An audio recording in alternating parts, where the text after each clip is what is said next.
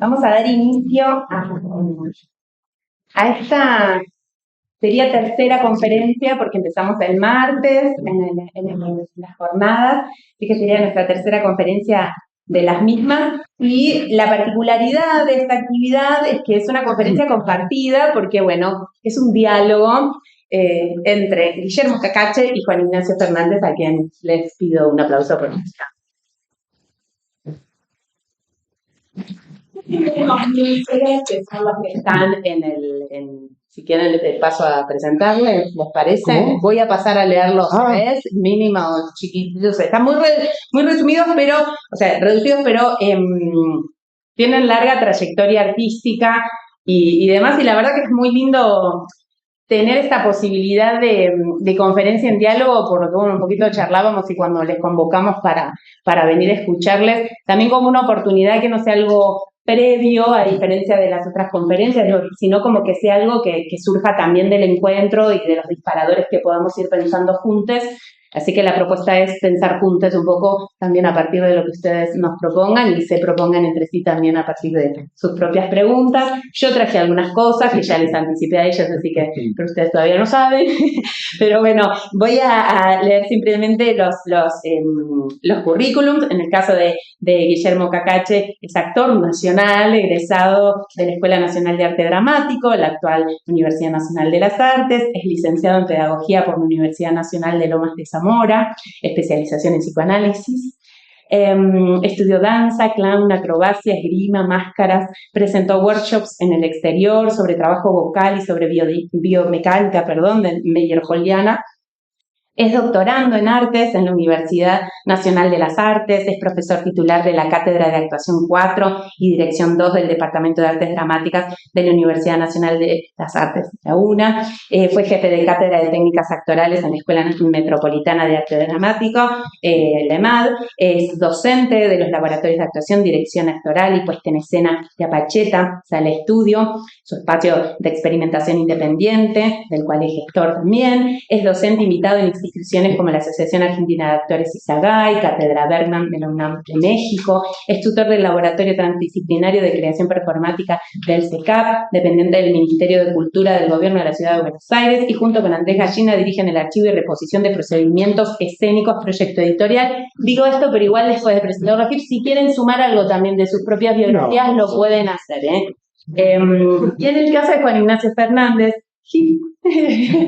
como decimos, es dramaturgo y licenciado en Ciencias de la Comunicación. Sus obras han sido premiadas por el Fondo Nacional de las Artes, en el caso de Tu amor será refugio, por el Instituto Nacional del Teatro y por Artey, por su obra Poema Ordinario, el Premio Cervantes Argentores, también el Premio Roberto Alf de la UNA y el Premio Argentores por la crueldad de los animales, Premio de la Comedia de la Provincia de Buenos Aires por Minué Compasivo, Premio del Corredor Latinoamericano del Teatro, Variaciones sobre la Espera y mención en el certamen Rosenmacher de Nueva Dramaturgia por Monstruo, una fábula política, entre otros. Nominado al Premio ACE por Precoz y al María Guerrero por Alicia Confusión y Gaviota, y sus obras fueron dirigidas por conocidos directores de Argentina como Guillermo Cacache, Lorena Vega, Cristian Ruiz, entre otros. Y estrenadas tanto en el país, en el Teatro Nacional Cervantes y en el Teatro General San Martín, en el Municipal San Martín, como en el exterior, Rusia, España, Francia, Países Bajos, Austria, Portugal, Uruguay y Chile. Además participaron sus obras en festivales internacionales y se publicaron en los editoriales del INT, Argentores, UNA, Policarpo y Verón Books de Inglaterra. Aclaro también que él también tiene muchos premios,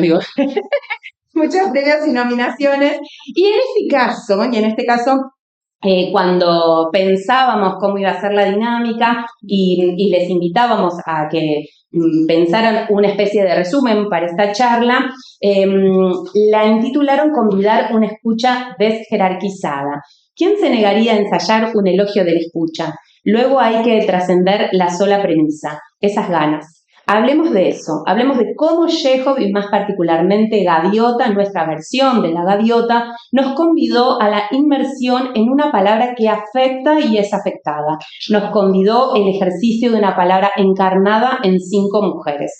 Hablemos de las condiciones que hacen posible prácticas de escritura con sede en un cuerpo. Hablemos de dirigir como el acto de dirigir más como el acto de dirigir más que de sus resultados. Hablemos del cinismo, que sería eludir lo situado de toda práctica. Hablemos de cómo lo situante, las situaciones de una obra, no es destino, es la operación para que lo singular emerja, para que pase algo. Hablemos de la obra en tanto entramado de pieles, promesas del roce que nos llega.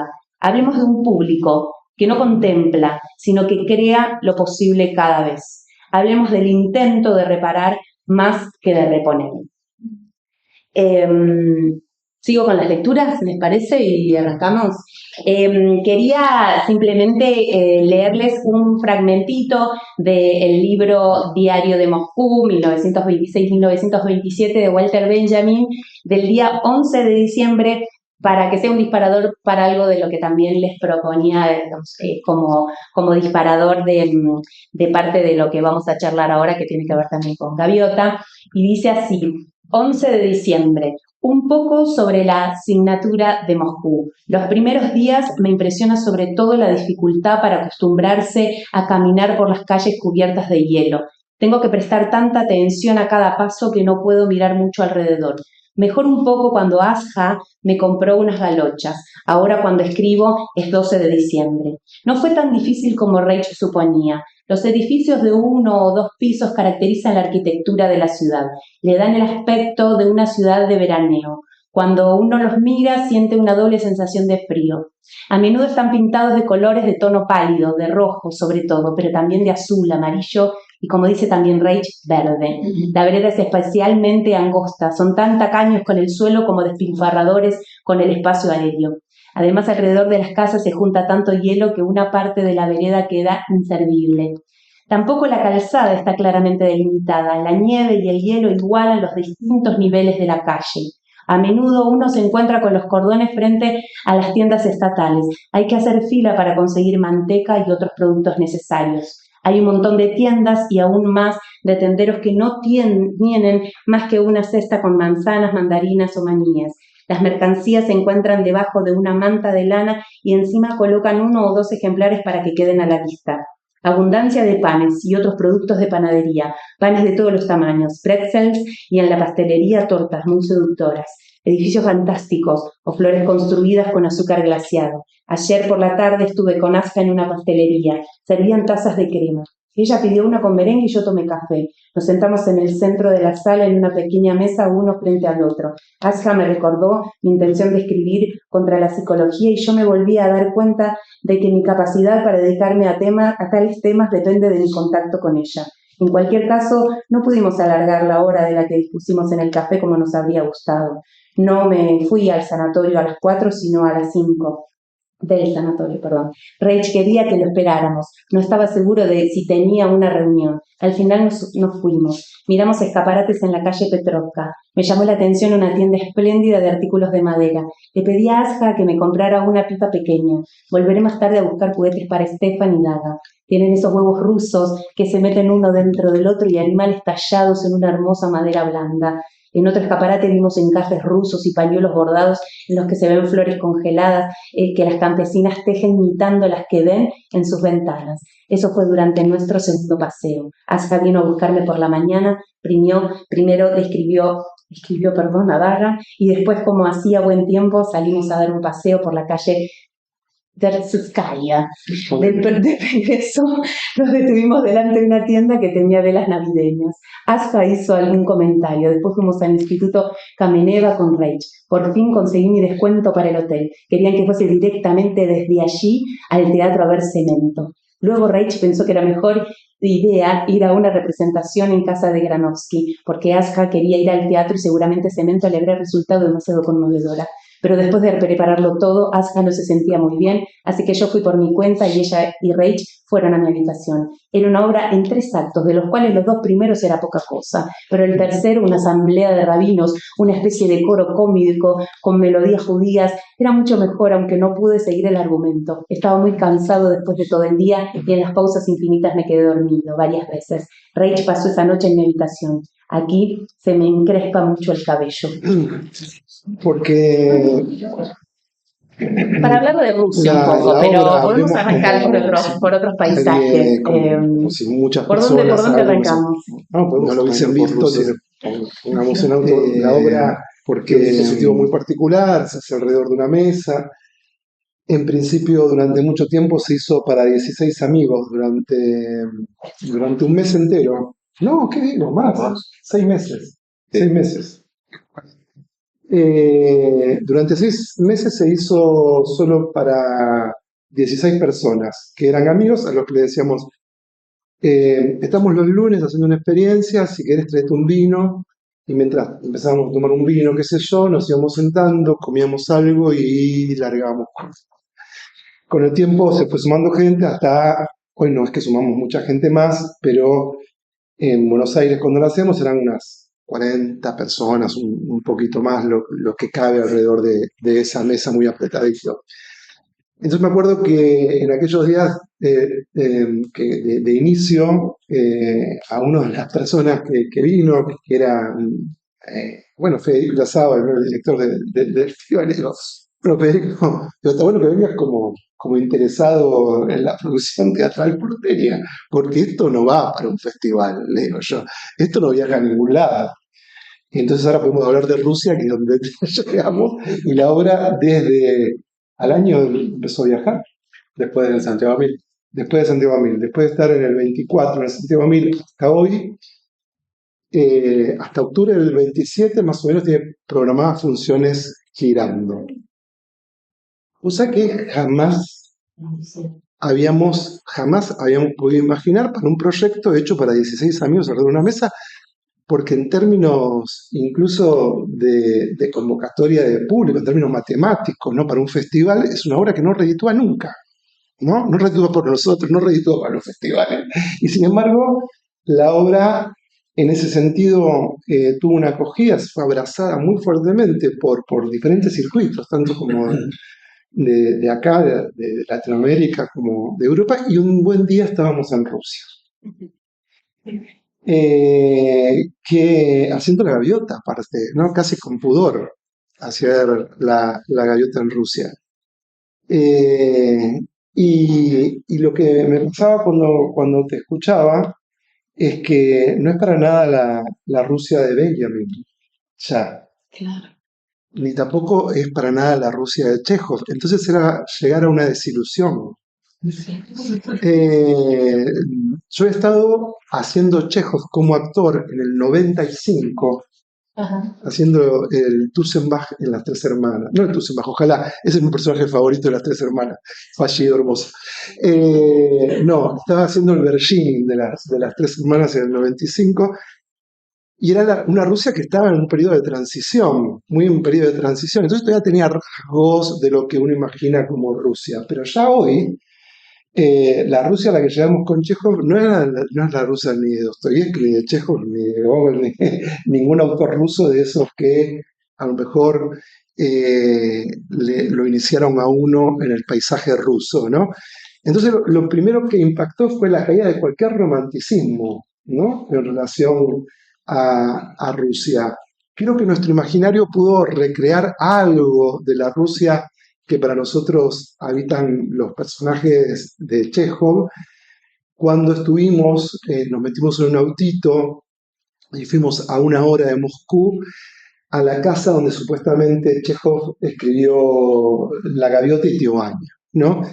Y ahí nos encontramos no con el pueblo ruso que en el rapport que nosotros imaginábamos, según cómo pinta a la gente rusa Chekhov, sino nos encontramos con la arquitectura de la Rusia de aquel momento, que es una parte nada más del testimonio de esa Rusia, que es la que nosotros a lo mejor más absorbemos por la vía de la literatura clásica, ¿no?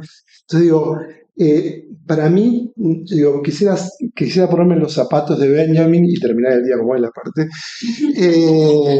pero era todo hostil, ¿no? Todo romanticismo, era todo hostil, el saludo, ¿no? Hasta el estar en el hotel y que alguien te ponga el desayuno, unos huevos, y vos vas a saludar a uno de los personajes que conoces de toda la vida, y es un ruso que te dio vuelta la cara y no te permitió ni que le digas gracias por haberte dejado los huevos revueltos durante el desayuno, de una hostilidad de cruzarte en los pasillos con gente que, ¿no? Y una cosa, y para mí nada de eso era Chekhov, ¿no? Nada de eso era el Chekhov que nosotros leemos, ¿no? Puede ser oscuro, hostil, tierno, una cantidad de cosas, pero nada de esa apatía. Nada de esa Y la apatía. gente del teatro también, porque con la gente del teatro no habían tenido como otro, o no. Eh, claro, bueno, todo director del festival tiene una situación política, ¿no? De cordialidad. Digo, sería raro que te inviten a un lugar y te traten mal. Bueno, no terminaron bailando con los técnicos, weón. No, eso fue los chilenos, hay un elenco de Chile, que nosotros nos quedamos en ese festival, no nos quedamos en los festivales a veces durante todo el festival, en ese sí estuvimos hasta la fiesta de cierre, y el elenco argentino y un elenco chileno que hace un espectáculo muy interesante, se llama La Cocina Pública, que lo hacen en un container, es un espectáculo muy, muy interesante como para investigar, así como objeto de investigación. Yo lo había visto en Punta Arenas, en Chile, y me lo volví a encontrar en Moscú, una cosa loca. Y la fiesta era una tristeza, hasta que los chilenos que habían ido a buscar porro no sé dónde, y bebidas sí, bebidas había por doquier, entre el porro que consiguieron los chilenos, el vodka y las bebidas, está el vodka típico, ¿no? Haciendo coincidir algún imaginario con la realidad. El vodka existe y lo siguen tomando, eh, pero buscamos un equipo de música, esos que pasan música por Bluetooth, mandamos un parlantito que rendía bastante, los chilenos entraron a tirar música y nos pusimos a bailar, y ahí se unieron los rusos en la fiesta loca organizada por los chilenos. Y los argentinos enseguida nos prendíamos, queríamos ir a esa fiesta a la que habían organizado los chilenos, no sabiendo que los rusos no estaban organizando esa fiesta, sino un evento más formal, donde un tipo durante una hora agradeció hasta el Papa, eh, eh, corriéndose a la iglesia ortodoxa. Nada, era un evento mucho más formal, que por suerte rompió en una fiesta. Un país en guerra también. Como país en guerra no existe la guerra, más que en los soldados que murieron como héroes de guerra, que están en las rutas, hay grandes carteles con los héroes caídos en combate, entonces vos ahí te enterás que el país está en guerra. Porque si no, en lo cotidiano, la guerra es una negación absoluta promovida desde el Estado ruso también, con una situación paradójica, ¿no? Vivimos como si no estuviésemos en guerra, al mismo tiempo le recordamos que estamos en guerra con los muertos heroicos caídos en nuestra guerra, y es un régimen para los artistas, por lo menos las cosas que nos comunicaban, que viven como un régimen muy opresivo, ¿no? Donde manifestaciones como la homosexualidad están restringidas a punto de que una pareja gay no se puede sacar una foto y subirla a Facebook porque van presos, ¿no? Entonces esa es la Rusia con la que nos encontramos, no es eso. Digamos, igual que llena de impresiones y no deja de ser eh, un viaje en sentido metafórico, ¿no? No un viaje literalmente hablando. Genial cuando se juntan, anécdotas, conectamos de todas formas montones. Cuando se juntan, por ejemplo, estaba el ballet del Bolshoi haciendo La Gaviota, y un día yo veo que después de una función, nuestra Nina está llorando con una Nina, ya quemé el final de la anécdota, con una Nina, sí, finalmente, con una mujer muy pequeñita, ¿no? Parecía casi una adolescente, un grupito, ¿no?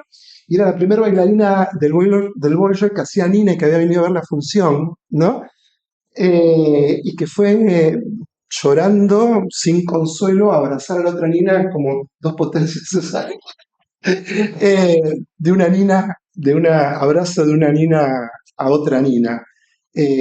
pasaban cosas muy lindas, como gente que nos decía, contado ya lo más raro, porque ni siquiera era feo, era raro, era una vivencia de extrañeza todo lo primero que conté. Las otras cosas, las más agradables, por decirlo de alguna manera, era que para un ruso, una rusa, se revele la historia de siempre en nuestra apuesta como algo del orden de la diferencia, ¿no? Es decir, que se le acerquen a Arcadina y le digan, entendí lo que le pasa a Arcadina. Y que uno no sepa, porque no daba para mucho más, porque hablas como en un inglés básico con los que hablan inglés, porque muchos en Rusia no hablan inglés, porque es el idioma del imperio, ¿no? Entonces hay como una apatía al inglés, más los jóvenes un poquito más hablan inglés, pues no les quedó más remedio, pero las personas mayores guardan no hablar inglés, pues te vienen con gente, ¿no? Entonces, vía intérprete, porque obviamente ni una palabra en ruso, excepto piba jolotna, que es cerveza fría, que lo prendemos para pedirla. Eh, Se acerca a lo mejor a Paula, una rusa, y yo entendí, la ves emocionada y vi a la intérprete en ese diferido que genera que haya un intérprete todo el tiempo, 24/7. Dice, ¿qué está diciendo? ¿Por qué se emociona? Porque dice que es la primera vez que entiende Arcadia, ¿no? O que, digamos, de alguna manera, toda la constelación que se configura con la versión aparece a lo mejor en la percepción de los rusos como una alternativa. Yo tengo mi propia hipótesis en relación a esto, ¿no? Completamente improbable, pero en el campo de la hipótesis hipoteticemos, que es que más allá que es una versión de Juan Ignacio, que no es la estructura original, que se revelen sentidos, tiene que ver que en un país donde se padece de alguna manera la imposibilidad de una alternativa, cuando llega una alternativa de cualquier índole, aunque sea vehiculizada por el gesto poético de un montaje, es muy celebrado también por eso, ¿no? Esa es mi hipótesis. ¿Qué es esto? ¿Qué es esta entrega? eh, Esta entrega de alguna manera pasional a lo distinto, a la diferencia y a marcarlo como un lugar no que pareciera en el curso de estos rusos que se nos acercaban con el elogio del orden de la necesidad básica insatisfecha, ¿no? La diferencia como algo del orden de la necesidad básica insatisfecha, creo que emerge un poco en la situación de, de un país que se ha quedado sin alternativas, o donde las alternativas están muy restringidas, ¿no? Porque todo, más allá de que hay 300 teatros subvencionados en Moscú con repertorios, eh, el lenguaje de lo que pasa ahí es un poco un lenguaje de repertorio, ¿no? Es ir a confirmarnos en la potencia de nuestros clásicos, es más como un gesto patriótico de consentimiento, de reencuentro, como la gente va acá a ver a veces alguna ópera del Colón, ¿no? Como una suerte de cortesía con Verdi, ¿no? Otra vez volvemos a hablar está tal, pero vamos, porque es una cuestión más social, que está buenísima también por otro lado, porque las salas están llenas de gente, pero es más como un hábito, como una costumbre, donde pareciera que nada, excepto de lo que llega a veces con algunos festivales y tal, les revela algo del orden de la diferencia, ¿no? Pareciera. No hablo con la autoridad de ser un estudioso de la realidad teatral rusa, pero sí de lo que me imprime las 3 veces ya que estuvimos ahí, porque curiosamente cuando nos despedimos de Rusia, entrando a Ucrania por el sur y enterándonos que estaban a 400 kilómetros, en ese momento, ¿se acuerdan que estaban entrando los ucranianos por el sur? Yo digo, bueno, pero ¿a cuánto está el ataque?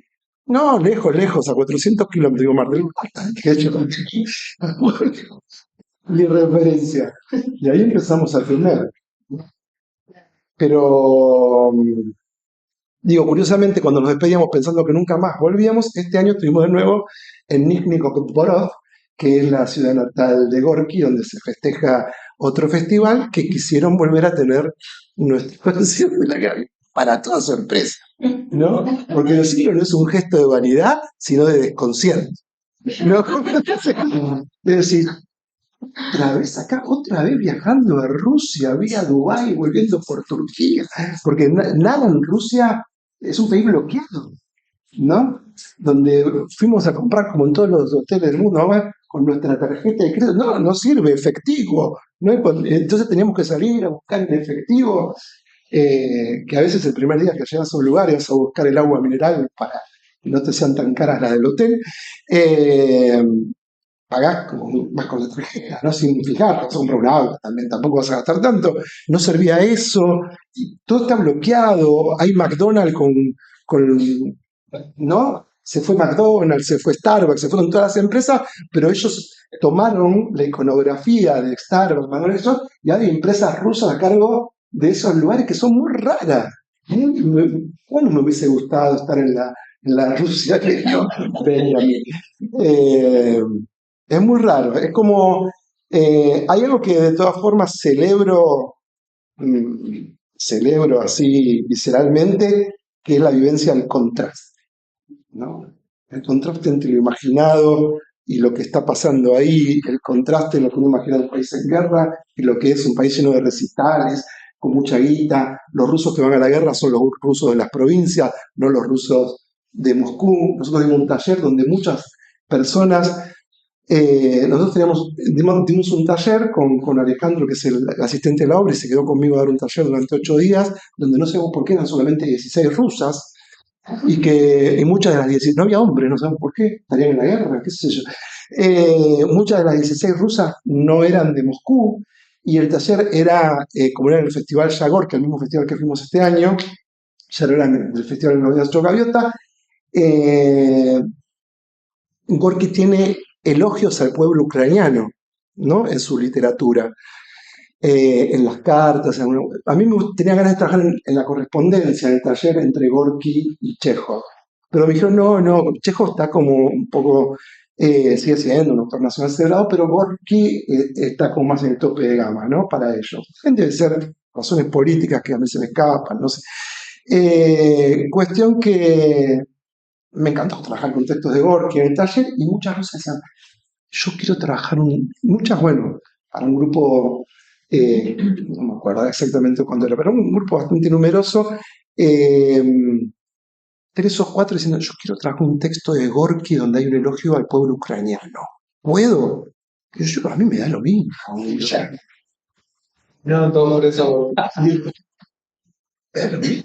Digo, yo no me voy a poner en favor de la censura que hay acá, de hablar de los ucranianos, digo. Y el elogio al pueblo ucraniano era precioso, el texto era precioso, precioso, precioso, precioso. Yo tenía los textos en ruso y la intérprete me tradujo todos los textos al español. Una cantidad de contrastes, porque versus la hostilidad, el abrazo caluroso de estos que encontraban que la apuesta les generaba otra comprensión de lo que siempre entendieron de otra manera. Y en lo particular, y con esto termino un poco mi caminata por Rusia, mi flanea ruso, eh, yo estoy dando una clase y durante creo que 20 años hace que muestro en las clases un fragmento de actuación de pieza inconclusa para piano mecánico. Eh, Incluso yo también un pudor, digo, porque digo esto como si viene un ruso a un curso y muestra un tango para que amplificar algo, digo, mostrar esto acá, digo, bueno, pero para mí es Caballito de Batalla, es un ejemplo de unas operaciones de actuación muy claras que suceden en esta película, no lo voy a dejar de mostrar.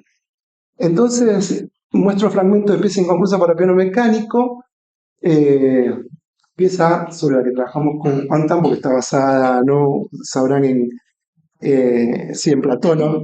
Que es lo que nosotros hicimos con el nombre de Parias acá en Casa Cubierta de San Martín, con Juan. Ese fue nuestro primer Chekhov juntos. Muestro pieza inconclusa, termino de mostrarlo, todo muy conmovido, pero yo no terminaba de entender muy bien.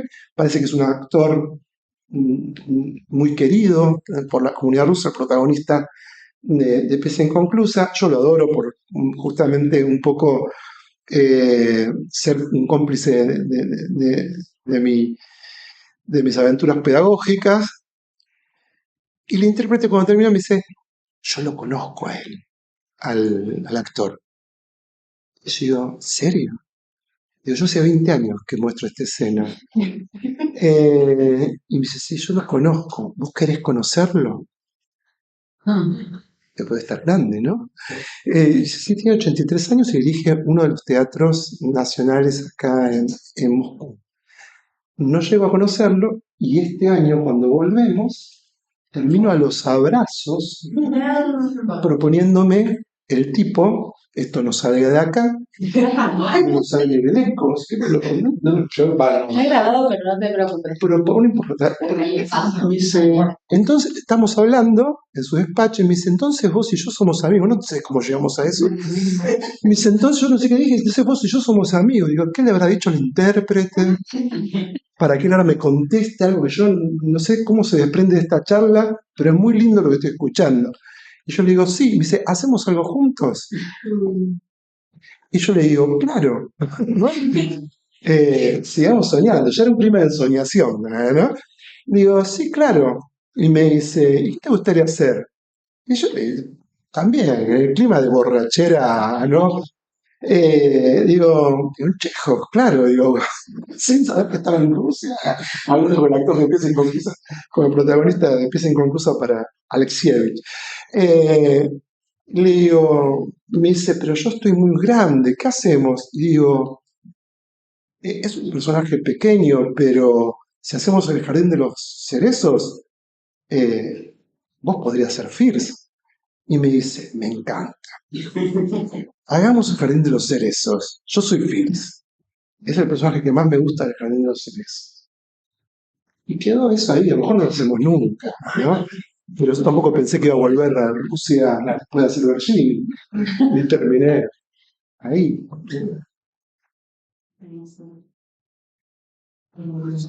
Mi amigo ruso. Sí, cuando hicimos Parias, que nos juntábamos en Apacheta porque estaba en obra, si no fue la primera vez que nos juntamos todos, la segunda pasaste. Pésimo. Bueno, ahora estoy montando un baña en Santiago a Mil para la fundación que coordina FITAM, que es la fundación que dirige Santiago a Mil. Estoy haciendo un baña, un tío baña en Antofagasta, en el norte de Chile, para la fundación, para FITAM. Ese ya se concretó. De los cerezos veremos. Y también volví a mostrar las escenas porque para mí es como parte de unas claves de actoralidad que tiene Pieza Inconclusa que me siguen conmoviendo hasta hoy. A lo mejor ya no me conmueve tanto Nikita Mikhalkov y toda la película, pero ahí hay unas claves que me siguen pareciendo. Vamos a hacer, tengo tales apetitos, ¿no? Sí, yo creo que eso setea con un universo a explorar, porque siempre fue, bueno, al menos en ese caso fue el inicio, creo como que permitió eso, empezar o quitarnos por ahí esa mirada muy enquistada de Chekhov, que hoy por ahí yo ya no la puedo tener en la cabeza, pero quizá en ese momento al inicio es una mirada que se tiene. Entonces había como la posibilidad que por ahí en Gaviota, por el conocimiento que vos tenías con las actrices, la experiencia de trabajo, ni siquiera creo que se necesitó esa. No. Está como mucho más, también nos agarró, era su Pandemia. claro. Pero no se necesitó. Como que ya Gaviota, yo creo que tiene que ver con eso, con la experiencia que tenía Guille con esas actrices, ya tenía una, no sé, igual en algunas pruebas o algo, no sé, me acuerdo de algunas pruebas o algo que por ahí llevaban a un lugar que quizá lo estaba llevando por otro lugar, pero enseguida se acomodaba a algo más cercano a lo que soy. sí, a lo que soy. A nivel de tono, de búsqueda o algo, no de tanto de puesta, porque nosotros ensayamos meses y meses en un Zoom, después lo abrimos en Maschwitz, En la quinta. en la quinta. Después terminamos en Apacheta con búsquedas hasta que terminó esto. Pero no sé, algo en la actuación se mantuvo en todos esos recorridos desde el inicio. ¿Qué es esto de la escucha que a lo mejor vos estábamos ahí, ¿no? Yo creo que nuestra clave de encuentro o lo que de las imposiciones lindas que a veces uno se hace, creo que fue, pues decía, a lo mejor cuando nos proponías un título posible, una escucha de jerarquizada, a lo mejor hace alusión a eso, donde no queríamos que Chekhov, con toda la impronta y la tradición, sea una jerarquía, no querías que ningún textocentrismo sea una jerarquía, no queríamos que entre los personajes haya personajes con una jerarquía diferente a otros, por eso que Maya en la escritura de Juan Ignacio tiene otro lugar y lo que ella autopercibe como un personaje secundario pasa a ser un personaje más. Fue importantísimo para mí, que a lo mejor puede hablar más sobre esto, puedes hablar más vos, el proceso de acompañamiento silencioso de Juan Ignacio en todos los ensayos durante 1 año y medio. Eso en Europa no se consigue. Digo, cuando hablo de una escritura que también está atravesada por la escucha, era porque nosotros, por ejemplo, nos quitábamos la cámara en el Zoom, quedábamos escuchando y después venían reformulaciones, ajustes, que partían, nosotros teníamos un boceto inicial, ¿no? Claro, sí. Pero eso no me da ni agradecérselo a Juan porque me parece que es casi como el modo de comprometerse de él, ¿no? Como de agradecerle a alguien que te quiera, ¿no? De decir, gracias por quererme. Entonces digo, no, a mí me sale así. Entonces yo siento como que pero una vez está tentado de agradecer porque cuando convocás a veces a alguien para generar un trabajo dramatúrgico, trabaja solo, no trabaja en soledad. Y acá es un cuerpo más que si bien no viaja con nosotros en general, está ahí y está ahí porque estuvo ahí durante 1 año y medio. Sí, creo que, bueno, pasa también depende de qué tipo de propuesta, ¿no? En parte, bueno, a mí me pasó con Parias, por ejemplo, que también fue un proceso así de estar muy presente, o con Gaviota, que por ahí en Baña, por las particularidades de Baña, es más complicado. Y pues tendría que te pachí. Claro, de que pero Aunque Baña también es una adaptación, versión, ¿no? De Juan Ignacio. pero creo que hay un laburo que por ahí, primero que Guille te trae estas propuestas, ¿no? Que son muy difíciles de decir que no, porque te dice, che, que me encantaría trabajar con Chekhov. Él me trae a Chekhov, a mí Chekhov era un autor que me gustaba, pero nunca hubiese pensado por ahí en una adaptación hasta que no vino esa propuesta, porque no sé, también me costaría con Shakespeare, que también me lo propuso él, porque si no es como que siento que me va a poner a adaptar Shakespeare o a adaptar Chekhov. Tenemos un Hamlet en la gatera, cuento porque hay una producción ahí. Son como propuestas que decís que, o sea, obvio que sí, me pasó con Bretón, sobre todo el miedo a, porque era mental, era un laburo así tan grande, muchísimos actores, en el San Martín era como un montón. Entonces hay algo a acompañar de, primero trabajar sobre ese primer boceto a partir de un poco de las charlas que tuvimos con vos, sobre todo con Gaviota más que nada, no, y en el otro también tuvimos, pero decir, che, me interesa trabajar con estos personajes, me interesa esto, ¿no? La mirada de Maya, que es una mirada que creo como que a Guille lo atrae mucho, que es esa mirada que no sé, que no está en el centro, ¿no? Que está viendo a través de un vidrio, ¿no? En La Crueldad, que fue el primer laburo que hicimos juntos, que fue a partir de un premio que yo gané, y a Guille lo llamaron para dirigirlo, así que yo no lo conocía a él, lo conocí ahí ya con la obra bastante avanzada. Guille arma, vos fíjate, armás los papeles de estos personajes, de las escalias, de estos personajes que también rondan la escena, ¿no? Entonces con Maya vuelve a aparecer, seguramente si revisamos Platón, algo de eso también había, esa mirada como en los márgenes, Entonces, a partir de esa charla hay un primer boceto del texto y después lo que íbamos haciendo en los Zoom es empezar a escuchar, sobre todo a Chekhov, de decir esta palabra sí, esto no, y ya es un laburo por ahí mucho más fino a partir de lo que surgía, más allá de que para mí, cuando lo puedo disfrutar, lo disfruto, porque la verdad que estar con esas actrices y con Guille, bueno, era un domingo a la noche, tampoco era tan fácil la situación en plena pandemia, pero digo, también está bueno, es aprendizaje, a mí me encanta, yo no me interesa por ahí dirigir y sin embargo estar en esos momentos, cuando los puedo disfrutar, los disfruto. Me pasó en Parias, me pasó también en Gaviota. Son como instancias también de mucho aprendizaje o de ver algo que está muy ajeno y a la vez es muy cercano. Y después al revés, es esa escucha permanente, es escucharlos, es estar ahí también para esos actores o actrices.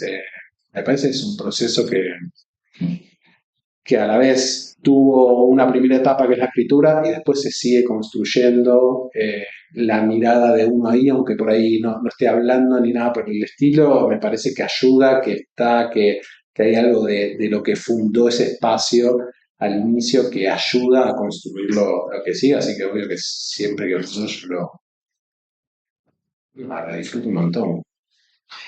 Sí, de todas formas,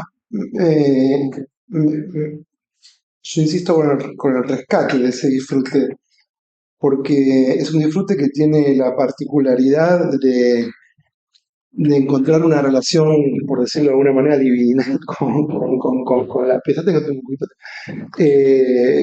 con la pieza, porque también, como para abrir un poco del propio proceso hacia un panorama de las zonas de encuentro entre la producción de texto eh, mm, y tal, y lo que son los procedimientos por lo menos más cercanos, que son los de Buenos Aires, por si los que estamos en Buenos Aires estamos tan en contacto con todo el país, ¿no? La cuestión está tan conocida de siempre, y yo no encuentro eh, tantos procedimientos de ese orden de eliminación, de altruismo, de camuflarse, ¿no? Camuflarse, me imagino, es como estamos camuflados en la pandemia, casi literalmente, entre el dispositivo. Encuentro más la figura del que escribe, ¿no? Eh, en una relación de distancia que entrega lo escrito, ¿no? A una dirección, sino incluso una figura muy recurrente en nuestro teatro que es te la escribo, te la dirijo y te la actúo, donde pareciera no poderse soltar el control, ¿no? de la pieza, y en el caso del procedimiento de Juan, estamos acá juntos y nunca hablamos nosotros, además. No somos amigos, me pasa lo mismo con el croata, no somos amigos, y lo digo con todo el cariño que le tengo a Juan, que tenemos una vida juntos, ¿no? Pero o tenemos una política de la amistad que ejercemos sin declararse amigos como uno se declara amigo con otra gente, ¿no? Con esas cosas que uno hace con amigos. Hacemos, ¿no? Desde una política de amistad que no tiene el correlato de amistad que opera en otros vínculos, de ir a comer o de ese tipo de cosas, ¿no? De jugarse a jugar a las cartas, o sea, podríamos hacerlo hoy en día.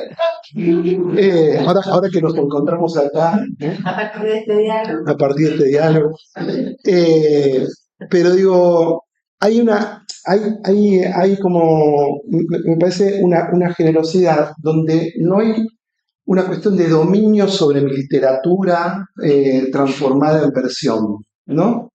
Digo, es siempre una suerte no de pluralismo demagógico, sino realmente puesta en común de una instancia que va emergiendo eh, como autónoma casi de la individualidad de nosotros mismos. Se genera algo que le va diciendo a Juan, que le va diciendo a las actrices, que me va diciendo a mí qué necesita la pieza, y uno no lo ve ahí a Juan o a ninguna de las actrices, y supongo que yo tampoco, defendiendo algo que tiene que ver con mi área de dominio, no es lo que yo domino, ¿no? Es un poco creo que la propuesta para tratar de hacer el ejercicio, aunque sea de una escucha jerarquizada, también tiene que ver con soltar lo que suponen las categorías tradicionales que nos ponen a operar en algunos procedimientos a la hora de nuestras prácticas, las categorías de dominio, ¿no? Digo, para la crueldad de los animales mismos, me acuerdo que la imagen publicitaria de la obra que dejaba el Cervantes había salido de una idea de la vestuarista, de Magda Barros, donde vos decís, ¿y de quién es la idea esta? ¿No? Tendría que ser del área de dominio, de prensa, de la publicidad de la obra, de quienes van a contar la obra, van a elegir cómo difundir. Bueno, era la vestuarista, ¿no? La imagen que después fue pregnante, se difundió en los afiches, con la que se compuso una foto. Y es muy bonito, digo, creo que en otras, por llamarlo de alguna manera, constelaciones de laburo que hemos armado, como en Parias mismo, directamente fue una invitación. Digo, vos sos el escenógrafo, vos sos la vestuarista, digo, pero en Parias tuvimos una semana que desde Juan hasta la persona que compuso la música, Patricia Casares, como yo, lo único que hicimos fue durante una semana juntarnos en mi estudio a bailar contact. Para configurar una comunidad soporte de lo que íbamos a hacer, donde les pedí que por favor no piensen que mientras estaban bailando tenía que haber alguna correspondencia entre bailar y decir yo soy Platón o yo soy Mayo. No, estamos bailando y nada más. Y que acepte bailar. No porque no baile, no digo, pero que vos le digas al dramaturgo, che, venite a bailar, a la persona que... Y con Andrés Molina, y ¿cómo se llama? Celia Argüello, que eran quienes tenían el trabajo corporal, tuvimos solo una semana en abstinencia de hablar de la obra, ¿no? Sí, no quiero interrumpirle, pero no, pensaba lo siguiente, que también hay algo de eso que se repite como que hay algo de esa de jerarquización que decís, o como de jerarquía, digamos, pero como el proceso o como procedimiento, que también habilita encontrarse en otros, como desde otro lugar, también pensar a la obra como construcción colectiva, digamos, como a pesar digo, de los roles que, de esos prejuicios o de roles ya convencionales. Pero bueno, cómo es una coreografía entre todos, que de última, de lo que después termina pasando, más allá que desde ya hay una mirada que de algún modo jerarquizás en tanto director, pero es verdad que hay algo de que se ponen determinados lenguajes por encima, no es que ya de por sí tiene que pasar eso. Y pensaba, no sé, digo, como en trabajos previos, me acuerdo de tu texto sobre Estefano, de pensar, bueno, vamos a hotel migrantes, comamos un plato de fideos, tengamos un lenguaje en común construido entre todos para desde acá empezar a construir otra cosa que tenemos en común y que esa experiencia sea en común. Tal vez el bailar como un germen de algo que con otro equipo creativo hubiera sido otro baile también. Sí, pero ahora tenía mucho de tema baile, sobre todo, además. Ahora no me acuerdo muy bien por qué, pero había mucho de eso corporal y como que el baile era... Ahí en varias hubo como una metida de Rusia mucho más fuerte. Investigábamos vestuarios, investigábamos música, investigábamos o traían propuestas o miradas de una Rusia más contemporánea, pero había algo de ese baile como instancia que nos unió como grupo. Sí, y para mí hay algo también de la construcción de cada uno de esos proyectos. Esto no es una especie de cadena de valor donde yo genero el texto, lo entrego, Guille empieza con... O sea, algo mucho más circular, si se quiere, donde está todo mucho más empastado, no hay tanta claridad de dónde empieza una cosa, dónde termina otra, sin descuidar ese rol que tiene cada uno y lo que sea, ¿no? Pero me parece que hay algo interesante en cómo se arman esos proyectos, porque tampoco yo compartiría un Zoom todos los domingos durante un año y medio si siento no hay nada. Que no tenés, claro, que eso es impermeable, digamos, entonces es una... Mando un beso, Claro. Claro.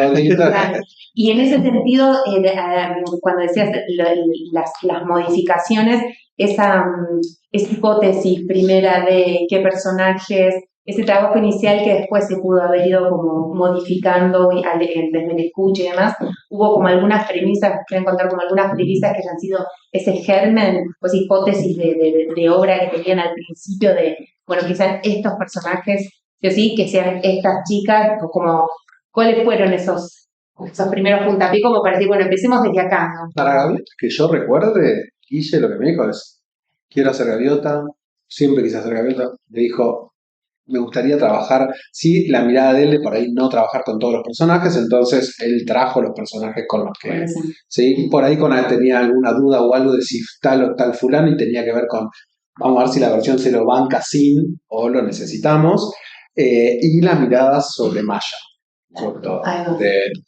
A mí la mirada de Maya me interesa, quiero ver si la puedes hacer crecer, como que había algo en ese personaje que a él lo traía. O sea, yo creo que fue con eso empezar a trabajar la versión. Yo no recuerdo que él me haya dicho, y lo voy a hacer con cinco actrices en ese momento. No, para nada. Ahí va. Creo que vino después. Vino con la muerte. Porque la pandemia trajo la muerte. Y yo dije, yo no me voy a morir sin haber hecho la gaviota. Y con la pandemia nos podemos morir todo en cualquier momento. Entonces fue así que se apuró con la cosa. Y dije, es tiempo de cumplirse todos los deseos. Después no sabemos si mañana te agarra el virus, ¿no? Y yo soy un poco así también, no voy a contar intimidades, pero digo, pienso que me voy a morir todo el tiempo, ¿no? Tengo una uña encarnada y digo, uy, que estoy clara, me amputan el dedo. Entonces, pandemia, digo, la obra esta la quiero dirigir antes de morir, digo, están muriéndose todos. Digo, ¿y cuál otro deseo, no? Como dije, cumplite los deseos. Como si hubiese aparecido ahí alguien y dice, cumplite los deseos. Y dije, otro deseo, trabajar con estas 5 actrices. Digo, uy, pero acá hay algo que no marida. No hay maridaje, digo, porque hay personajes masculinos en la obra y personajes femeninos. Yo quiero trabajar con ellas 5 y tenemos esta versión que no tiene los géneros en sentido tradicional. Y yo dije, eso es una pelotudez. Me digo, hoy me voy a estar haciendo alguna pregunta acerca de si quiero trabajar con estas 5 actrices. Son las 5 actrices que van a hacer Gaviota y ni siquiera la propuesta fue hacen de tipos, ¿no? Ni compongan un tipo. Es una función dentro de la estructura, la función se cumple a partir de, incluso, igual nos dirimimos en algún momento si cambiarle el género, Hablamos en masculino y no funcionaba. No funcionaba, era espantoso.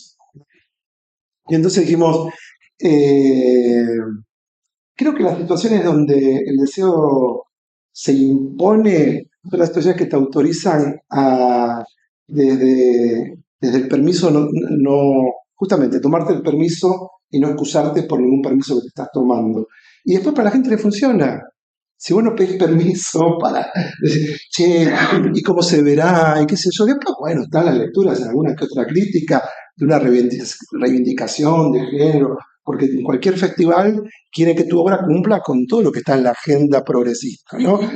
Entonces, alguno habrá leído cosas hasta de la crisis climática, supongo. No me imagino ahora que Baña tiene una cantidad de citas explícitas acerca de una flema ecológica, ¿no? Van a hacer lecturas, ¿no? De, claro, montar esto hoy porque Astrov Chekhov se adelanta a su tiempo hablando del tema de la ecología. Dice, yo no elijo jamás las obras porque estén siendo parte de ningún tipo de agenda, ¿no? Y la cuestión, pensando en Chekhov, pensando en su momento, pensando bueno, un poquito en la Rusia que quedó allá, a mí me gustaba preguntarle sobre el realismo, sobre cómo, si fue también como una hipótesis que desjerarquizaron de algún modo, también como para decir, bueno, que sea como suceda en ese trabajo actoral que plantean que, digo, es una mesa, hay comida, hay bebida, y sin embargo no es representativo de lo que están diciendo, digamos, como que se manejan diferentes planos, por decirlo así, o como también, y en ese convite que asumimos también al sentarnos alrededor de la mesa, digo, como no o sea, como no preocuparse por el realismo que en su momento pudo haber tenido tanta dicotomía, digo, es una obra que en su momento, digo, como para pensar también desde la versión, cómo fue planteado, ¿no? Cómo iba a ser ese decir esos textos, cómo atravesar esos textos sin tener esa carga de que no tenemos que estar representando todo exactamente lo que dice, como que no sea mimético. No sé. Hay un corrimiento que ya hace Juan desde la dramaturgia que tiene que ver un poco, ¿no? Con vuelve a estar vuelve a aparecer la presencia de las didascalias con mucha fuerza y eso de alguna manera quiebra cuando Nina en nuestra versión tiene el texto de la gaviota en la mano y otro personaje le dice eso es una gaviota refiriéndose al bicho, no al animal, y dice sí, no, esto es la gaviota y de repente en el texto eso es un gesto de la actriz, ¿no? Y ese quiebre con lo que sería el realismo en sentido estricto es simplemente tratar de evitar la ingenuidad que hoy impunemente alguien puede poner una gaviota muerta en escena y se la van a creer, ¿no? Me parece que es un gesto de una ingenuidad aberrante, digo, poner un bicho muerto y pensar que alguien va a querer en ese orden de representación obsoleto, ¿no? Es como, digo, creo que no he visto ninguna de las versiones de Gaviota que andan por el mundo en este momento y no sé qué hace el mundo con ese texto, excepto una cosa que vi de Esther Mayer. Horrible. Eh, pero, digo, es como, creo que los quiebres con la posición más realista, pensando en el realismo en términos fundacionales, ¿no? Tienen que ver con la realidad que permea, ¿no? Desde lo situado, cualquier procedimiento, y no te deja ser realista o te deja ser ingenuo, ¿no? Sería como, no sé, es como la sangre en escena, ¿no? Esas cosas que han tenido como todo un tratamiento en los estudios, ¿no? Pero ni siquiera por adherir a cualquier estudio teórico acerca de los órdenes de representación en el teatro contemporáneo. Es porque decir, ¿en serio vamos a poner una gaviota muerta? ¿No? Digo, no es forzar mucho al público, es decir, acá te tenés que imaginar una gaviota muerta, no acá, ojalá fuese acá, que esto es un control remoto, ¿no? Digo, en un bicho que representa a la gaviota. A mí es lo que más espanto me da de las versiones que Tuvimos charlas sobre el tema de la gaviota. Aparecía el lago, en un momento había lagos. Esto pasó en uno de esos ensayos. A mí me pasa por ahí que en la escritura pienso en ese tipo de cuestiones, también entendiendo, porque muchas veces cuando estoy escribiendo algo, o adaptando en este caso, sí que sé que lo va a dirigir. O sea, yo fui a ver el primer ensayo de La crueldad de los animales, que ya estaba bastante puesta, y yo escribí una obra realista.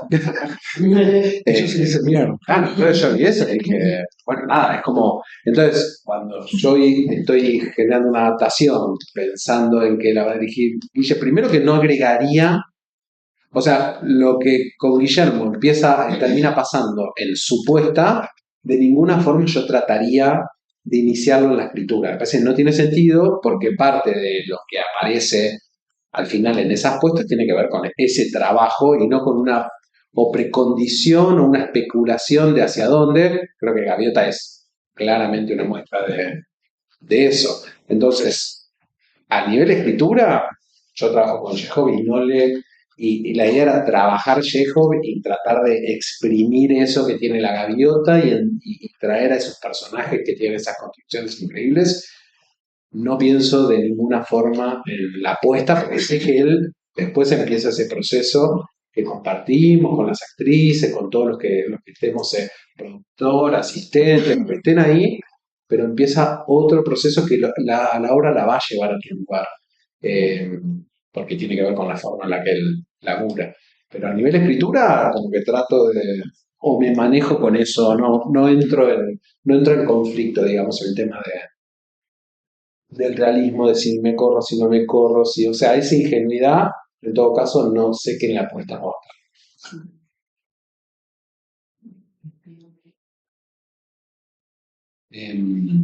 Me acuerdo que tuvimos charlas sobre qué iba a ser me acuerdo ahora que ¿te acuerdas que en un momento hasta había un muñeco, pero de un nene? Un maniquí, era un nene, claro, que no intentaba tampoco ningún símbolo, ¿no? Porque esa es otra. El corrimiento del realismo por la vía de algún tipo de producción simbólica que diga, ¿no?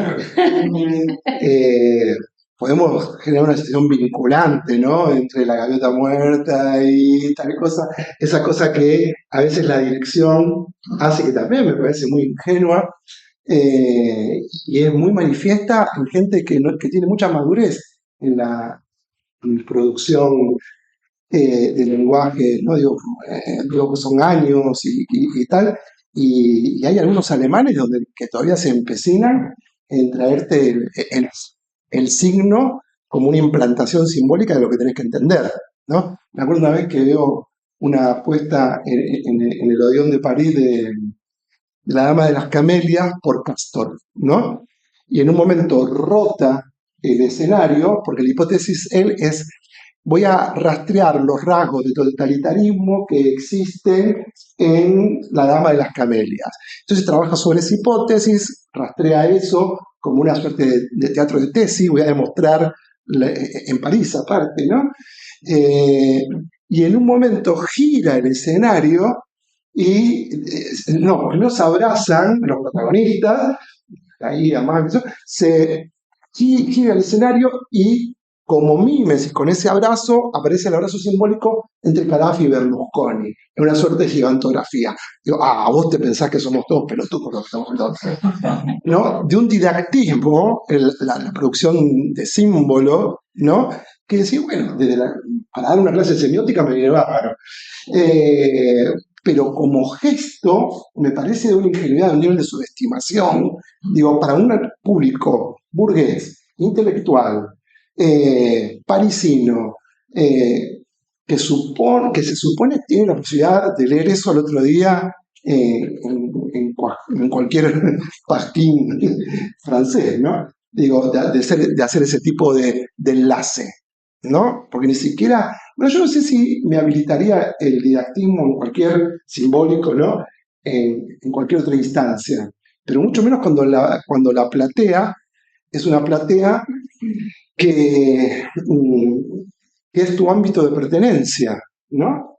Pero me parece que hay un goce muy manifiesto en muchas producciones y cada tanto podría eso tomarnos en nuestras propias producciones, porque no siempre es elegido, ¿no? De decirte, coinciden nuestras bibliotecas desde la apuesta. Entonces, más que se produzca un acontecimiento que tenga algún orden de conmoción a partir de eso que está pasando, estoy buscando que vean mi interpretación acerca de cómo se actualiza hoy la gaviota, porque esto aparte puede dar a muchos estudios acerca de cómo fulano de tal vincula el texto de las troyanas con la dictadura de no sé qué cosa, eso empieza a generar producción discursiva alrededor de la pieza, no sé si genera algún orden de conmoción, porque genera un orden de subestimación importante, pero también hay gente que le gusta la explicitación de ese tipo de cosas y las conmueve eso también.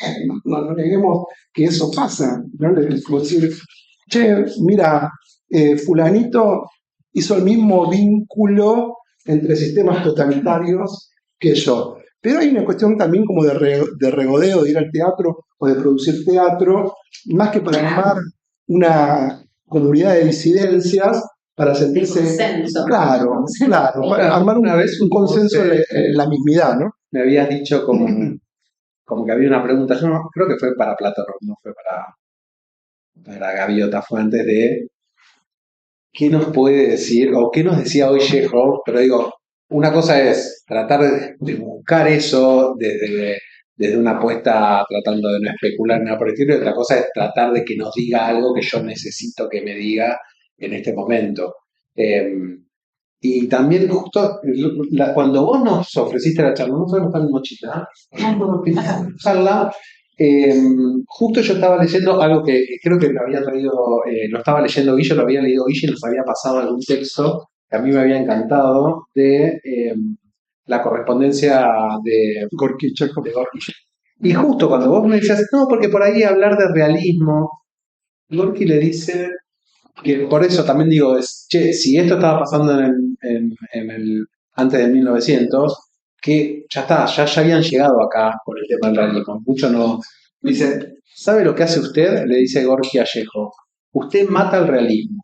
Pronto estará muerto, y por mucho tiempo. Esa fórmula ha dado cuanto tenía que dar de sí, es un hecho. Por esa senda nadie puede ir más lejos que usted. Nadie puede escribir con tanta simplicidad sobre cosas tan simples. Después del más insignificante de sus cuentos, todo parece vulgar, escrito no con una pluma, sino con un tronco. Y sobre todo, ya nada parece simple, el tema de lo simple, es decir, verdadero. Yo digo, ya en esa época, o ya estaba él construyendo algo desde el realismo, que creo que ya estaba dando todo lo que, un poco lo que podía dar. Entonces, por ahí, traerlo hoy, eso, ¿no? Deja como algo que ya, no sé, como que siento que... Esa idea de traer me parece rara, ¿no? Déjalo donde está, digo, no. Digo, porque también es como sentirse que el que soy, dice, bueno, la famosa fórmula de Yankoff, ¿no? Shakespeare, nuestro contemporáneo. Digo, eso implica que Shakespeare perteneció a un tiempo, y eso es parte de una realidad que podría ser bastante objetiva, pero por otro lado, lo que me empieza a pasar con estos autores es que no escriben en otro tiempo, sino que escriben por fuera del tiempo.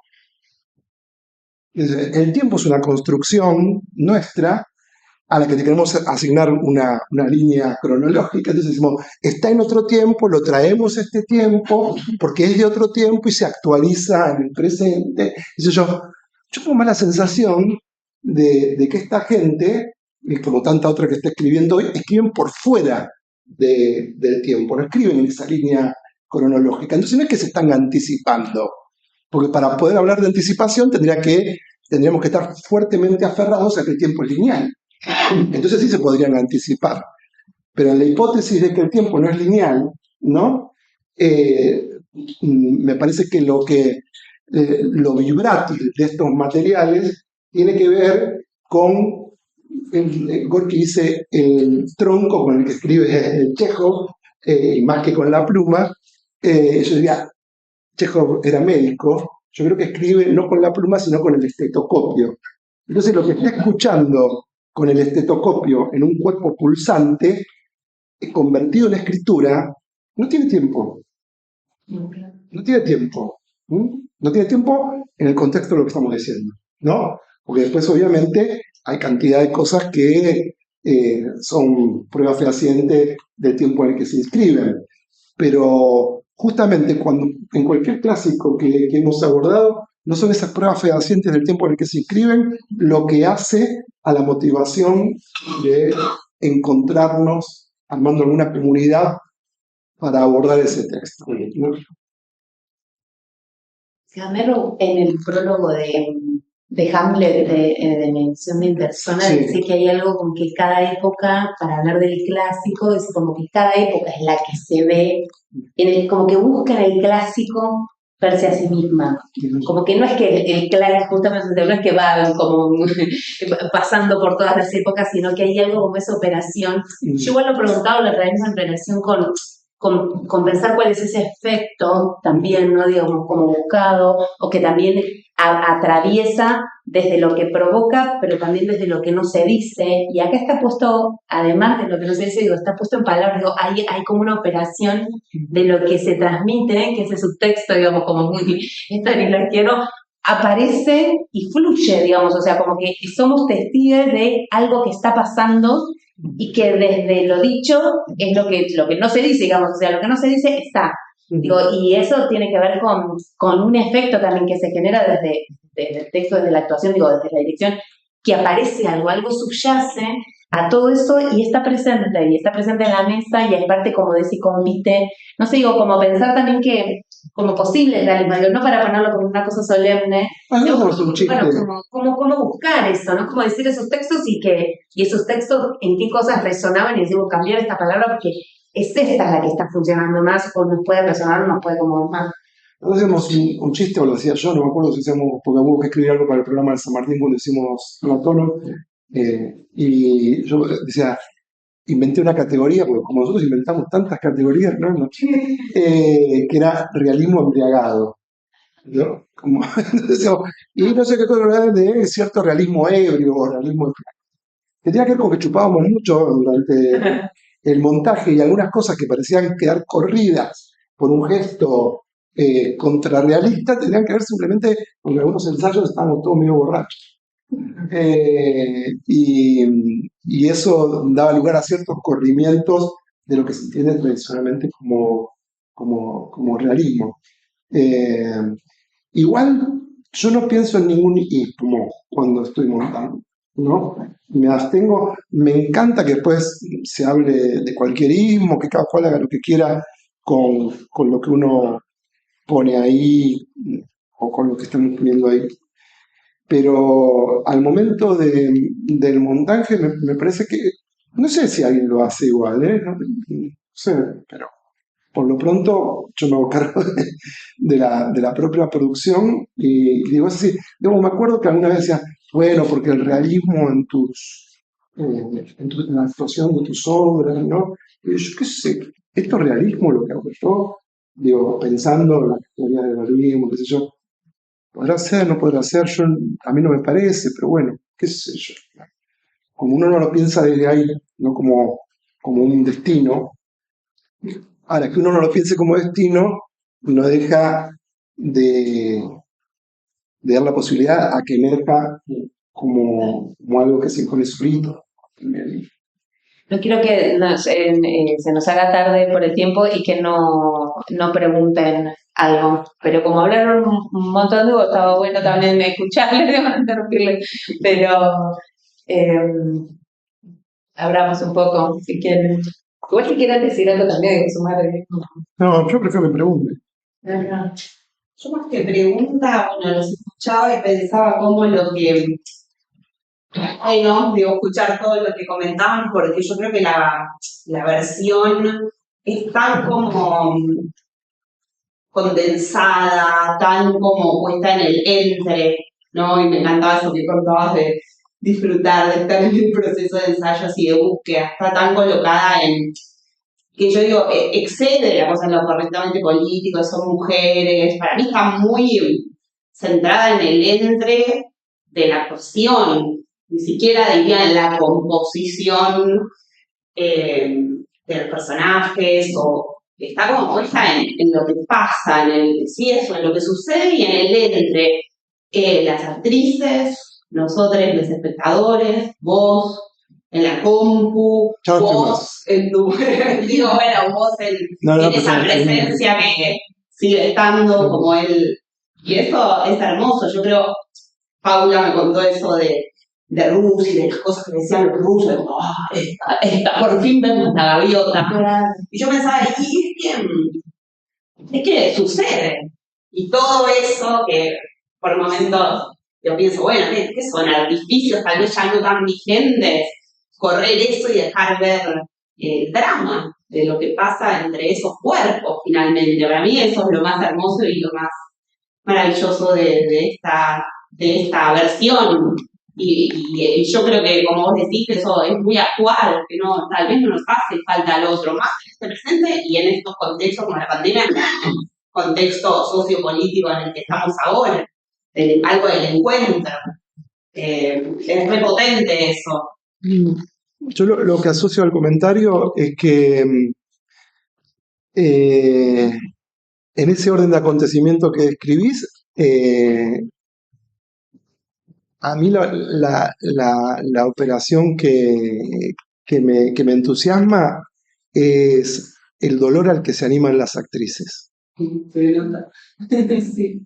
Digo, eso me parece, no me atribuyo ningún mérito ahí porque es un mérito de la actuación muy fuerte, porque viendo la fuga del cuerpo que duele en los diferentes sistemas de representación que uno mismo puede generar, digo, hay como un coraje de animarse a que duela, ¿no? Y que duela mucho en esos cuerpos, que yo se los agradezco a esas actrices cada función, porque me gusta ir al teatro y que la cosa duela, excepto que estemos celebrando simulacros de la industria del entretenimiento que tengan por función solamente divertirnos, exentos de cualquier dolor, eh, y entonces montados en la plena ironía,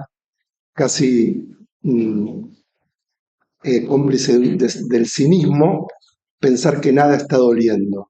Cuando todo duele tanto, cuando todo duele tanto, esta obra no va a doler, ¿no?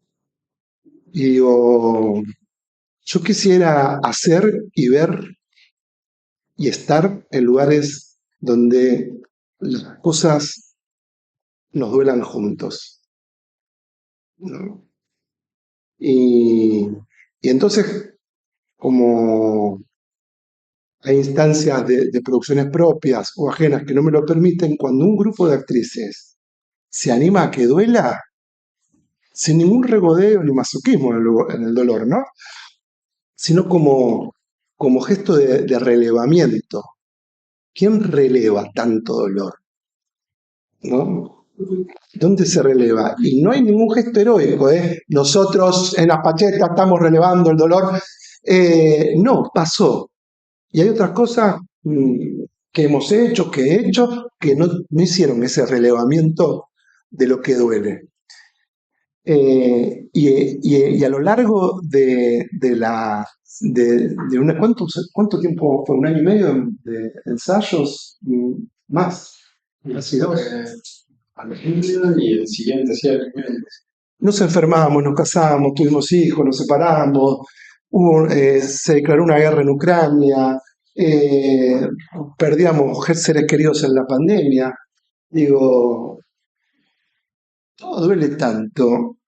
¿Y cómo relevamos algo de ese dolor desde un gesto poético?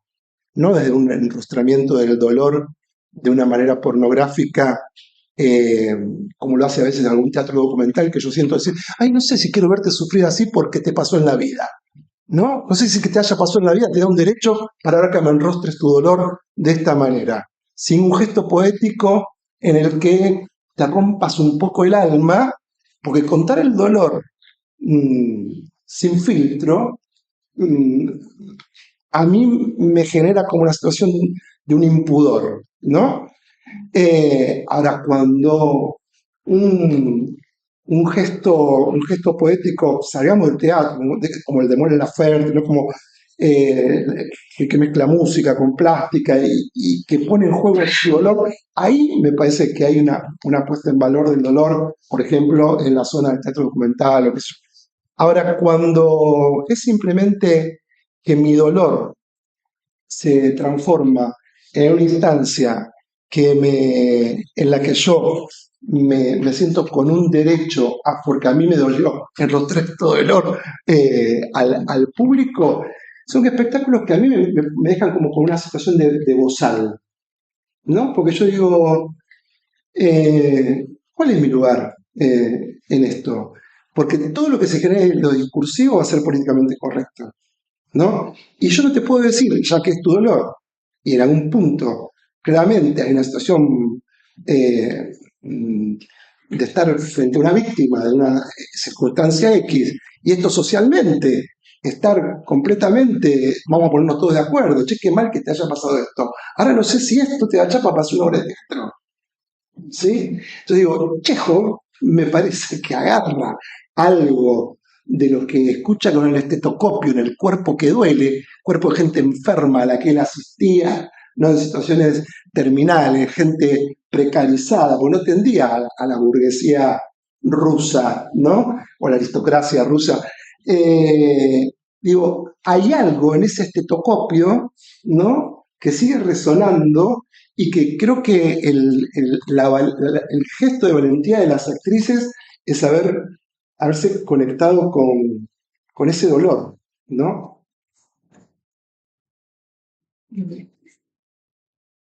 Fue muy fuerte para nosotros, antes de ir a Rusia, que en medio de los ensayos, un día caiga una bomba en Kiev y nos mandábamos el pequeño video de la bomba cayendo en Kiev y decíamos, che, Kiev es donde transcurre la obra. ¿No? Como se nos resignificaba el lugar y desde entonces, como secreto nuestro, ¿no? De ese colectivo que configura el montaje, nosotros cada vez que Costia dice en la versión de Juan, el teatro arrumbado, a nosotros se nos impone la imagen de un teatro en Kiev en el que cayó una bomba y nos pasamos por el chat del grupo y entonces no hay otro teatro posible a imaginar que el teatro destruido por una bomba rusa en Ucrania. Y ahí darnos cuenta, porque veníamos en Kiev, la obra es en Kiev, y Kiev es Ucrania, es otra distribución geopolítica, qué sé yo, ¿no? Pero no deja de haber una territorialidad ahí que adviene sin ir a buscarla, y de ahí yo de Querusa, cuando veo el video del bombardeo en ese teatro de Kiev, creo que fue la primera bomba que cayó en Kiev, nos pasamos ese video y en ese video después corte a otras imágenes de gente en un éxodo en plena situación de temperaturas bajo cero tratando de huir de Ucrania por la guerra, aparecen las mantas, ¿no? Entonces yo voy a un ensayo y sin decir nada de Ucrania, nada, porque quería evitar el símbolo, justamente, ¿no? Que decir, no, Ucrania,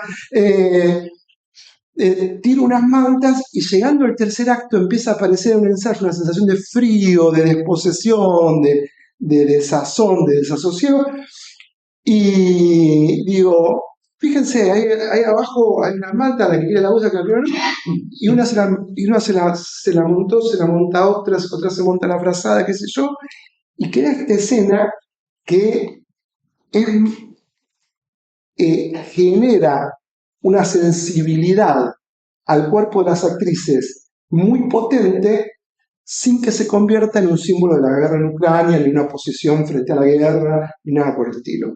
O sea, todo lo que tiene el riesgo de convertirse en símbolo, lo que generamos es una cierta suerte de insistencia en términos de que sea objeto de sensibilización del cuerpo más que de significación intelectual que quiero hacer signo para que alguien se solidarice con alguna causa desde una situación racional y no de empatía, ¿no? No quiero, así como hay un artículo muy, muy lindo en un texto que se llama Habitar y Gobernar, de Amador Fernández Sabater, que trabajamos mucho en la cátedra que tenemos de dirección en la universidad y que a mí me gusta mucho y que aparece una y otra vez, que arma dos posiciones o dos categorías, como queramos llamarlas, que son las de gobernar, habitar y gobernar, ¿no?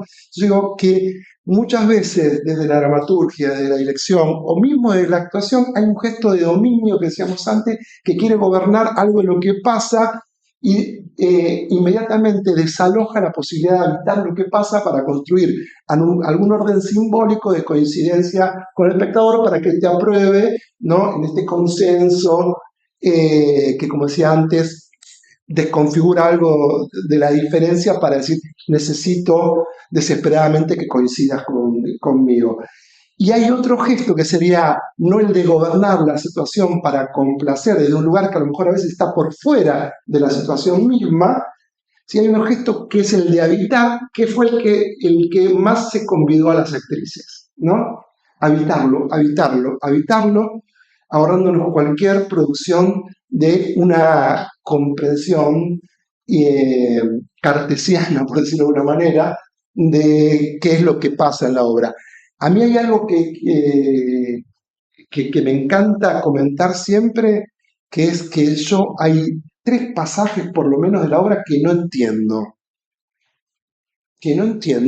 ni quiero entender, y a mí no le hago asco para nada a la producción de pensamiento. Me gusta todo lo que piensa el teatro, tanto como lo que lo hace al teatro.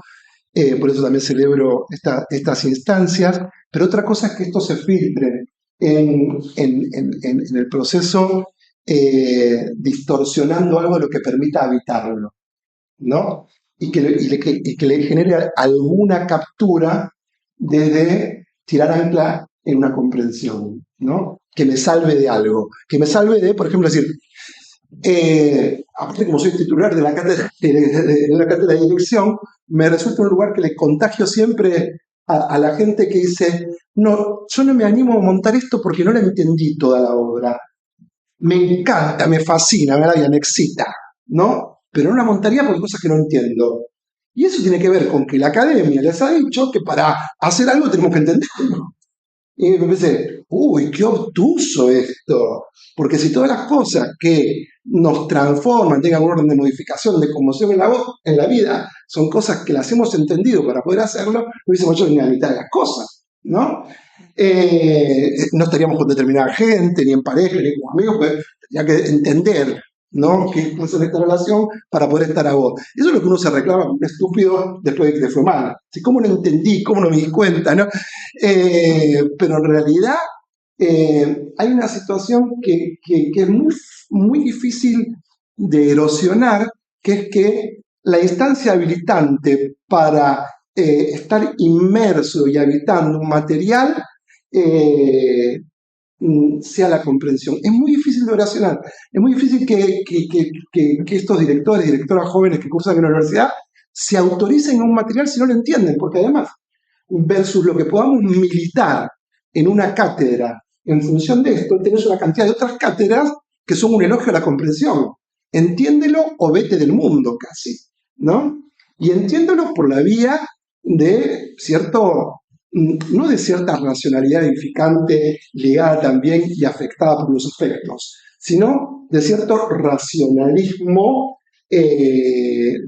cartesiano o incluso de cierta racionalización, en términos, creo que ahí se leyó que yo tengo algún parentesco con el psicoanálisis, que murió hace unos años, pero la racionalización no es lo mismo que la razón, ¿no? Y la racionalización sería como la empresa donde se manifiesta con más claridad cómo en el campo del argumentativo es un campo que por la vía de la racionalización sea lo que me autoriza la posibilidad de entrar en un material. Entonces digo, qué picardía que gente que le apasiona, que le excita, que le vibra un material no se meta con el material. Es increíble la cantidad, por ejemplo, de estudiantes que le encanta la literatura beckettiana, porque dicen, pero no, hay cosas ahí que incluso sobran las palabras, ¿no? Qué sé yo, lo oscuro, no es lo oscuro, lo opaco, ¿no? No, el sentido de lo opaco en Beckett no me permite abordarlo. Y dice, pero vos no venís acá a alumbrar nada. Caete en esa opacidad, bañate de opacidad, embarrate en la opacidad, celebra la opacidad y seamos todos sopas, haciendo juego de palabras. Pero dejémonos de joder con que hay que entender algo para poder hacerlo, ¿no? No sé por qué me explayo sobre esto. Bueno, ¿qué más? Sí, tenemos que ir ya cerrando, pero ¿cómo alguien tiene alguna preguntita, algo más? Porque yo quería comentar que implementar, sí, brevemente, pero no me quiero quedar con las ganas. Me pareció muy interesante esa operación del despojamiento que hay tanto en la escritura como en la puesta en escena. Y lo que pensaba era que terminan intensificando lo que es el Chekhov, que termina haciendo una investigación sobre Chekhov, aunque no hay que volver a un realismo, sino la poética de Chekhov, al quitar, al plantear una ruptura del diálogo y de la acción mucho más radical, ¿no? Cómo van despojando lo que sería una idea representacional de Chekhov, pero terminan para mí haciendo una investigación sobre la poética de Chekhov, que es eso, la ruptura del diálogo tradicional y de la acción, porque el texto trabaja con narraciones y monólogos, no hay diálogos, y en la poesía también, y se despoja a un punto límite la acción. Hay una acción muy potente que tiene que ver con toda la interioridad, pero me pareció muy interesante eso, ¿no? Ustedes en el trabajo de escritura y de la puesta buscaron filtrar esa investigación sobre Chekhov, o fue saliendo... No, yo creo que es más intuitivo y después es como que se puede llegar a construir. Pero yo lo único que estaba pensando es cómo miércoles cuento esto con 5 personajes. Y cómo construyo esas miradas, cómo trabajo el paso del tiempo, pero digo, no tampoco desde un lugar de, bueno, a ver, voy a agarrar esta parte. Yo agarro, digo, si es una obra que más o menos tengo leída, arranco, escena 1 y empiezo, y también muy desde el cuerpo, me parece que es parte de ese proceso también que después Guille sigue en las cuestas. De ninguna forma tengo pero porque no puedo, no porque no quisiera nada por el estilo, un aproximamiento más racional o de entendimiento o de cómo armo la estructura arrancamos, veo, en algún momento me encuentro con una complicación, lo dejo, lo vuelvo a tomar, pero desde un lugar muy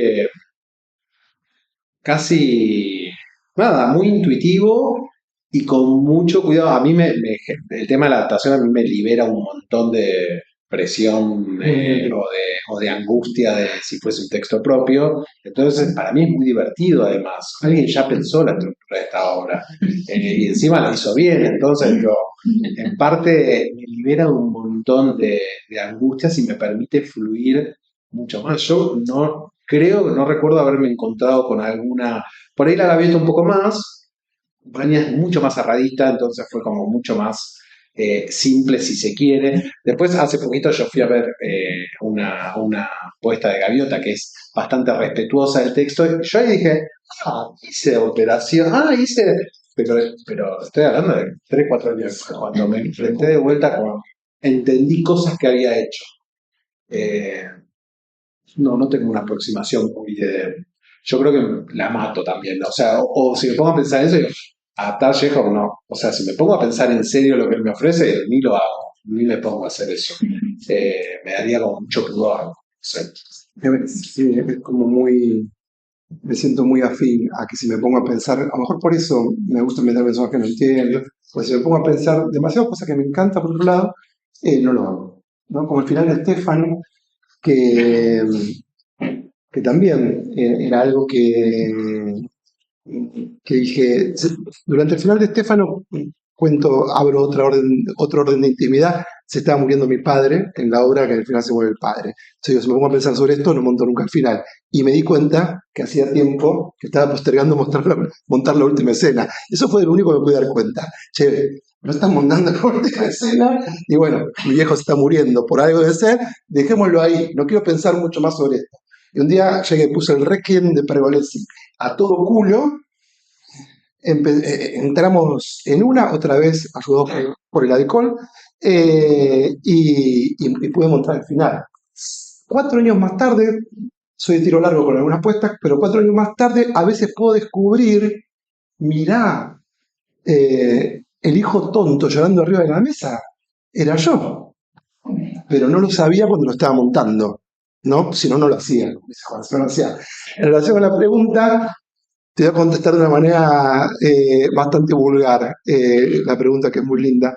Yo me compro muchas pelotudeces, ¿no? Soy muy consumista cuando mi actividad no me tiene en eje. Digo, si no estoy en algo que me hace mucho sentido, me compro muchas pelotudeces, ¿no? La gira es que la obra ya está hecha, salgo a caminar por ahí, vuelvo con pelotudeces que encontré del camino del hotel al teatro, pues tampoco uno conoce tanto.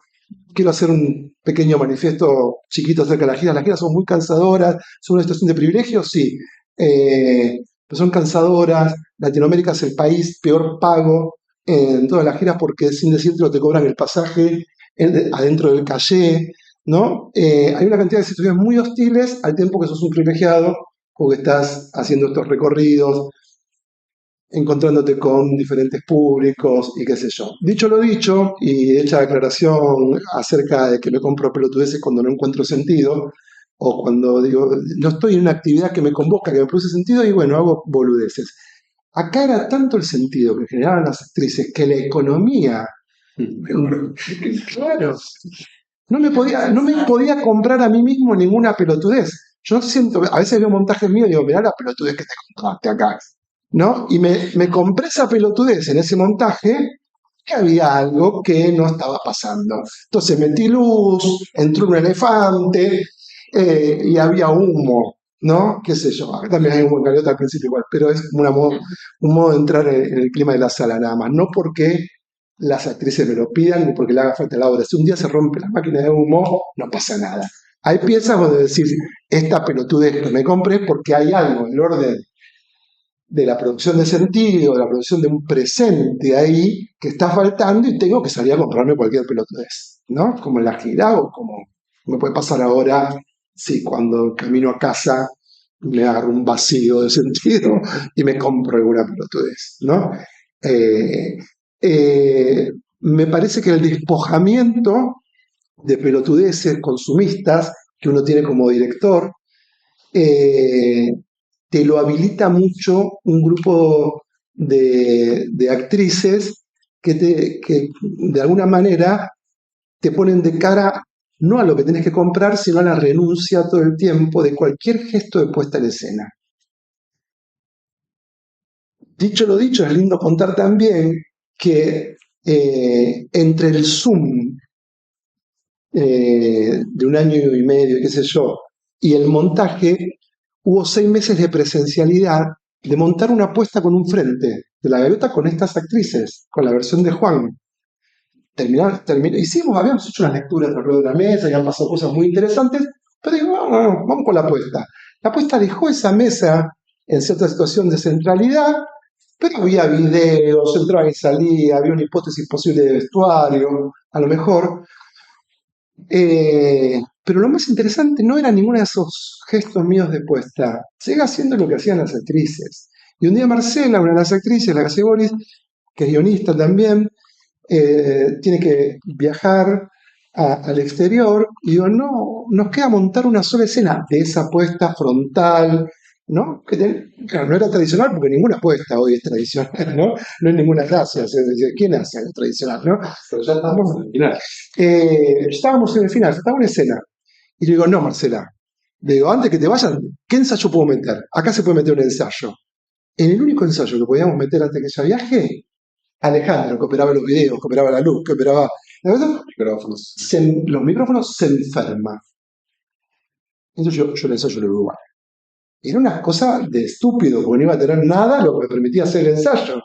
Entonces cuando llegan las chicas, estaba en la mesa, ahí, y digo, bueno, pero como no se puede operar nada, hagamos una lectura, aunque sea, para hacer una pasada de la totalidad, tener la totalidad del cuerpo, antes de que se vaya a Marcela de viaje. Y las chicas me dicen, ¿para qué vamos a leer si sabemos el texto de memoria? Digo, está bien, no la lean. Digo, lo que yo puedo hacer, que tanto trabajo, pongo los micrófonos. Y pusimos 3, porque en la sala teníamos solo 3 micrófonos, no 5. Después llegaron 2 micrófonos más. Y pongo 3 micrófonos que se los pongo a Maya, a Boris y a Arcadina. Por diferentes razones. Y,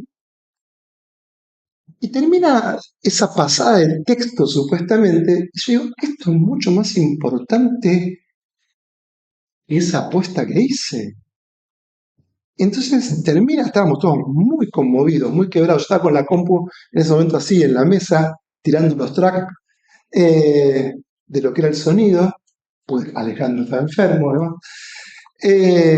Digo, es esto.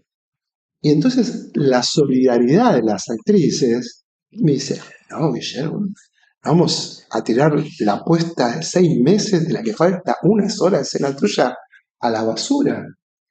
¿Por qué no? No porque sea una basura, digo, sino porque esto es mucho mejor. Esto tiene una potencia que la apuesta no tiene, chicas. Digo, es esto es el montaje, es esto. Entonces, el gesto de montaje en este caso fue el gesto de la renuncia a 6 meses de trabajo, pero es un gesto que me acuerdo con Patricia cuando para la crueldad de los animales. Patricia, vuelvo a nombrarla hoy, que es la persona que en general trabaja con nosotros en la composición musical, compone un cuarteto de cuerdas que era genial y no entraba por ningún lado. Y yo le digo que hay que renunciar a esta maravilla que compuso. Digo, no entra, no entra, no entra. Digo, Patricia, hagamos una obra a partir de este cuarteto de cuerdas, otro día, en otra oportunidad, pero no va acá. Y fue buenísimo, pero fue buenísimo cuando hay un equipo, como las actrices de este caso, Juan, todes, o en el caso que no te lo hace sentir como una pérdida fatal del empleo del tiempo, cuando no estás pensando las cosas en parámetros de productividad que tienen que rendir. Hay un tiempo que rindió en la medida que fue ocupado con lo que hiciste, que ahora tiene que tener un rendimiento, ¿no? Si está, rinde lo que hicimos. Si no está, no rinde. No, rinde el valor de que todo esto no esté, ¿no? Y ese valor también es un valor de las actrices, porque de repente quedaron en pelotas sin todo lo... ¿no? Y ahí aparece el despojo, frente a la evidencia inexorable de que la desnudez de ella era mejor que cualquier pelotudez que yo podía consumir. Bueno, estamos en tiempo, perdón, pero Gracias. gracias. No, Gracias.